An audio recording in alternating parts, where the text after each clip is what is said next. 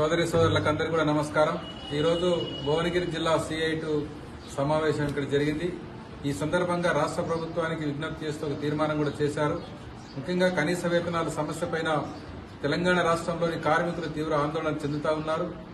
కార్మిక శాఖ పరిధిలో ఉండేటువంటి 73 రంగాలలో ముఖ్యంగా 5 రంగాలకు సంబంధించి 2021లో టీఆర్ఎస్ ప్రభుత్వం ఇచ్చిన జీవో నెంబర్ 21, 22, 23, 24, 25 ఇవి ఫైనల్ నోటిఫికేషన్లు అప్పుడు ప్రభుత్వం ఇచ్చింది, కానీ గెజెట్ కాలేదు. ఆ విషయంలో హైకోర్టులో కేసులు వేసిన సందర్భంలో మొన్న రీసెంట్గా ఈ మార్చి నెలలో హైకోర్టు జడ్జిమెంట్ కూడా ఇచ్చింది. గతంలో ఇచ్చినటువంటి 5 రంగాల జీవోలకు వెంటనే గెజెట్ చేయాలని చెప్పేసి 4 వారాల్లో పూర్తి చేయాలని చెప్పేసి హైకోర్టు జడ్జిమెంట్ ఇచ్చింది. ఆ హైకోర్టు ఇచ్చిన జడ్జిమెంట్ ప్రకారంగా వెంటనే రాష్ట్ర ప్రభుత్వం చర్యలు తీసుకుని కనీస వేతనాలు విడుదల చేయాలి. అదే సందర్భంలో మిగిలిన 68 రంగాలకు సంబంధించినటువంటి కనీస వేతనాల సవరణ కూడా ఇదే పద్ధతిలో పూర్తి స్థాయిలో కొనసాగించి వాటిని అమలు చేయాలని చెప్పేసి విడుదల చేయాలని చెప్పి సందర్భంగా CI2గా డిమాండ్ చేస్తున్నాం. ఎందుకంటే కనీస వేతనం 18,019 రూపాయలు నిర్ణయించినటువంటి ఆ రోజు నిర్ణయించినటువంటి ఆ జీతాన్ని అమలు చేయకుండా యాజమాన్య సంఘాలు అడ్డుకున్నాయి. ప్రభుత్వం కూడా యజమానులకు లొంగిపోయి దాన్ని ఆపేసిన పరిస్థితి ఉంది. కార్మికుల యొక్క కడుపులు కొట్టిన పరిస్థితి ఉంది. కాబట్టి ఇప్పటికైనా కాంగ్రెస్ ప్రభుత్వమైనా కళ్ళు తెరిచి ఆ జీవోలు అమలు చేయాలని చెప్పేసి ఈ సందర్భంగా డిమాండ్ చేస్తున్నాం. ఇదే కాకుండా ఈరోజు రాష్ట్ర ప్రభుత్వం పరిధిలో ఉండేటువంటి అనేక మందికి ఈరోజు జీతాలు బకాయిలున్న పరిస్థితి ఉంది. మున్సిపల్ కార్మికులకు నెలల తరబడి జీతాలు లేవు. అలాగే గ్రామ పంచాయతీ కార్మికులకు బకాయి జీతాలు ఉన్నాయి. రాష్ట్ర ప్రభుత్వ ఉద్యోగస్తులకు కూడా అనేక రకాల DAలు అవన్నీ పెండింగ్ లో ఉన్నాయి.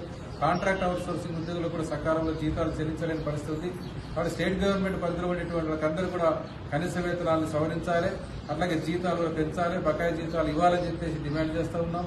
అసంఘటిత రంగంలో ఉన్నటువంటి కార్మికులు, ముఖ్యంగా భవన నిర్మాణ కార్మికుల యొక్క వెల్ఫేర్ బోర్డులో ఇంకా 12 లక్షల మంది నమోదు చేయకుండా ప్రభుత్వం కాలయాపన చేస్తా ఉన్నది. వాళ్ళ నిధులు దుర్వినియోగం చేస్తా ఉన్నది. ఆ సందర్భంగా బిల్డింగ్ వర్కర్లకు సంబంధించినటువంటి నిధులు కేటాయించాలని చెప్పేసి హమాలీలకు, ప్రైవేట్ ట్రాన్స్పోర్ట్ వర్కర్స్ కు వీళ్ళకు కూడా ఒక వెల్ఫేర్ బోర్డును ఏర్పాటు చేయాలని చెప్పేసి సందర్భంగా మేము CI2గా డిమాండ్ చేస్తూ ఉన్నాం. ఇదే ఒక ఇండస్ట్రీస్ లో పనిచేసే వర్కర్స్ లో చాలా మంది ఇష్యూస్ ఇక్కడ ఉన్నాయి.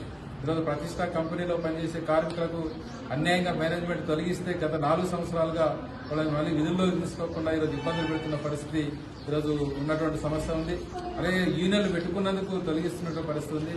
అగ్రిమెంట్ చేయకుండా వేధిస్తున్న పరిస్థితి కూడా ఉంది. కాబట్టి కంపెనీల యొక్క యాజమాన్యాల యొక్క దౌర్జన్యాలు, ఒక చట్ట వ్యతిరేక కార్యకలాపాలు ఇటీవల కాలంలో తెలంగాణ రాష్ట్రంలో పెద్ద ఎత్తున కొనసాగుతున్నాయి. కార్మిక శాఖ అనేటువంటిది చాలా నిర్వీర్యమైపోయింది. కార్మిక శాఖకు కమిషనరే లేడు. ఇప్పుడు ఆ ప్రిన్సిపల్ సెక్రటరీ పనిచేయడం లేదు.